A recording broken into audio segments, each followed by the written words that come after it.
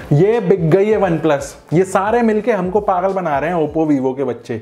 तो one plus और Oppo अब फाइनली एक दूसरे में समा गए हैं। वन प्लस अब एक ओप्पो की कंपनी हो गई है, ओप्पो के अंदर मर्ज हो गई है और ये चीज़ काफ़ी नॉर्मल है क्योंकि अब जाके ही ऑफिशियल हुई है। अनऑफिशियली तो बहुत पहले से ये चली रही थी।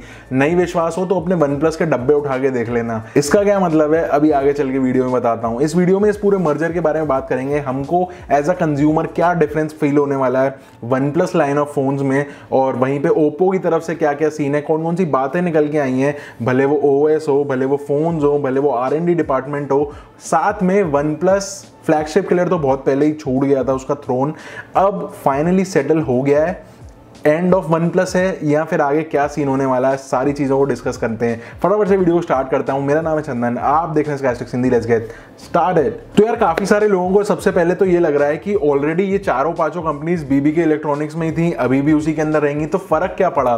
तो पहले क्या सीन था कि बीबी के इलेक्ट्रॉनिक्स सबसे बड़ा एक ग्रुप हो गया जिसके अंदर में 4 कंपनीज उन्होंने बनाई, ओप्पो, वीवो, वन प्लस और रियलमी। तो बेसिकली ऑन पेपर एक तरीके से देखा जाए तो चारों कंपनीज को इक्वल वेटेज दी गई क्योंकि सबके अलग अलग सारी चीजें चल रही थी। लेकिन अब क्या किया, अब इसमें से वन प्लस उठा के ओप्पो के अंदर डाल दिया। मतलब अब सिर्फ ऑन पेपर 3 कंपनीज रह गई और जो है ओप्पो ही उस सारी चीजों को मैनेज करेगा जो वन प्लस अभी तक करता हुआ आ रहा था। तो अब at least on paper one plus का जो सारा का सारा वर्किंग होगा वो सारा under the head of Oppo किया जाएगा।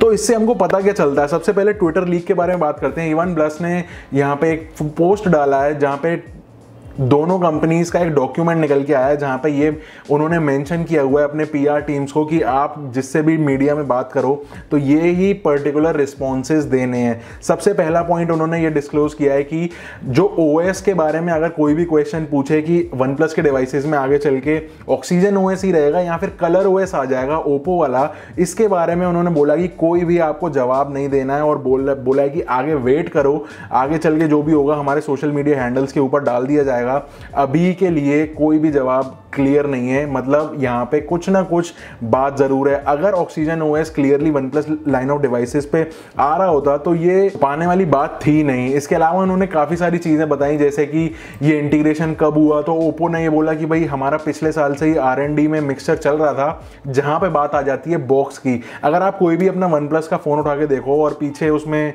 जो मैन्युफैक्चर्ड बाय दिखाएगा तो वहां पे सारा का सारा Oppo mobiles private limited India का जो एड्रेस है वो सारा डाला हुआ है। और सेम केस है रियलमी में भी। तो यहाँ पे क्या सिस्टम है कि जो सारी मैन्युफैक्चरिंग यूनिट है, R&D डिपार्टमेंट है, वो सब एक ही है, जो ये प्रूव करता है कि ओप्पो का जो भी फोन आता है उसको रीब्रांड करके वन प्लस का एक फोन बना दिया जाता है। 1 या 2 या मैक्सिमम 3 ट्वीक्स ऊपर नीचे करके अलग प्राइस में। मार्केट अलग हो जाता है लोगों का। ऑफलाइन मार्केट ओप्पो ज्यादा पसंद करती है, ऑनलाइन वन प्लस ज्यादा पसंद करती है। वन प्लस स्टार्ट हुई थी as a community based company, अब जाके वो बिल्कुल फुल फ्लैश कमाइयों में लग गए हैं। ये सारा सीन है। R&D डिपार्टमेंट इनका बेसिकली काफ़ी पहले से 1.5-2 साल से ये लोग एक ही चला रहे थे और वहीं पे ही एक ही प्रोडक्ट को 3 अलग अलग नाम से बना के बेच रहे थे। ये चीज़ काफ़ी सारे लोग रिलेट कर पाएंगे जो मार्केट में बिजनेस में किसी ना किसी तरीके से इन्वॉल्व हैं कि एक प्रोडक्ट के अलग अलग मोहर लग जाती हैं 3-4 नाम से और बेसिकली सब लोग उसमें कमा के बेचते हैं, कोई दिक्कत नहीं आती। इसके अलावा दोस्तों इस डॉक्यूमेंट में काफ़ी सारी और चीज़ें पता चली, जैसे कि ओप्पो का कहना है कि वन प्लस अभी भी एक सेपरेट एंटिटी ही रहेगा और वो एज कंटिन्यू करता रहेगा जैसे अभी तक चलता हुआ आ रहा है। सिर्फ ऑन पेपर वो ओप्पो के अंदर ही एक ब्रांड बना दिया गया है। इसके अलावा यूजर डेटा जो रहेगा वन प्लस का वो एज इट इज इंटैक्ट रहेगा। ओप्पो का उसके अंदर कोई भी इंटरफेरेंस नहीं होगा। मार्केट्स वो वन प्लस की अनडिस्टर्ब रहेंगी। साथ में रिसर्च डेवलपमेंट के डिपार्टमेंट में ये बताया गया कि दोनों कंपनीज अब एक हो गई हैं, तो ऐसे में दोनों के रिसोर्सेज बहुत ज़्यादा हैं। तो वो ज़्यादा रिसोर्सेज जो हैं उनको यूज़ करेंगे अपने प्रोडक्ट्स को और बेहतर बनाने के लिए। साथ में बताया गया कि बाकी के मार्केट्स में भी कोई डिस्टर्बेंस नहीं होगा, इंडियन का तो पता ही नहीं। लेकिन एक स्ट्रॉन्ग यहाँ पे साइन है कि ओएस को लेके कुछ झमेला ज़रूर है। आगे चल के कोई बड़ी बात नहीं है कि ऑक्सीजन ओएस यहाँ से हट के कलर ओएस हो जाए। लेकिन प्रोडक्ट वाली लाइन में अगर बात करें तो उन्होंने यहाँ पे बोला है कि वन प्लस वालों के लिए एक पॉजिटिव साइड यहाँ पे दी गई है। अब क्या दी गई है ये पता नहीं है, ओएस इन्होंने छुपा दिया। वन प्लस की सिर्फ एक ही वही खास बात है कि जो मुझे भी वन प्लस यूज़ करने में मजबूर करती है, ऑक्सीजन ओएस जो है इसका वो फ्लॉलेस चलता है। अब उसको भी ये लोग अगर हटा देंगे तो रहेगा क्या इनके फ़ोन में। प्राइस पूरा ले रहे हैं। ऑक्सीजन ओएस तुम दो नहीं, अलर्ट स्लाइडर तुम छोटे वाले फ़ोनों में हटा देते हो। टाटा बाय बाय, ख़त्म। यहाँ पे एक बड़ा इंटरेस्टिंग क्वेश्चन इन्होंने पुट किया कि क्या ओप्पो, रियलमी और वनप्लस एक इकोसिस्टम बनाना चाह रहे हैं अक्रॉस द वर्ल्ड, एक नॉर्मल सारे यूजर्स को एक साथ लाना चाह रहे हैं।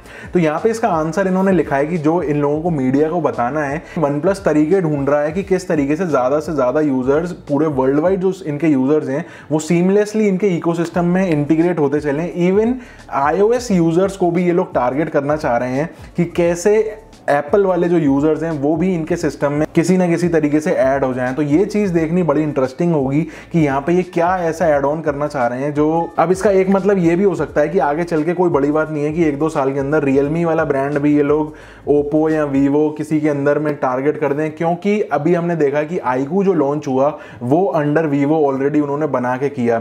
तो यहाँ पे ये लोग क्या कर रहे हैं कि इतने सारे ब्रांड्स इन्होंने एक ही ग्रुप में डाल दिए, ओप्पो, वीवो, उसके बाद रियलमी, वन प्लस, फिर आईकू, 5 ब्रांड्स डाल दिए। अगर आप एज अ कंज्यूमर मार्केट में कोई फ़ोन लेने निकलते हो तो 5 ब्रांड्स तो एक ही ग्रुप के हैं, उसके बाद में 1 या 2 या 3 ब्रांड्स बचेंगे।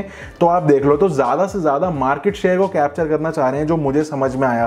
क्योंकि अगर मेरे पास कुछ 10-11 ऑप्शन है एक पर्टिकुलर प्राइस ब्रैकेट के अंदर कोई फ़ोन लेने के लिए, तो उसमें से 6 ब्रांड्स इनके हैं, एक ही ग्रुप के हैं। इससे क्या हुआ, ज़्यादा से ज़्यादा पब्लिक इन 6 में से कोई किसी पे तो टिकेगा, ज़्यादा से ज़्यादा मार्केट शेयर इस पर्टिकुलर बीबी के ग्रुप के पास चला जाएगा।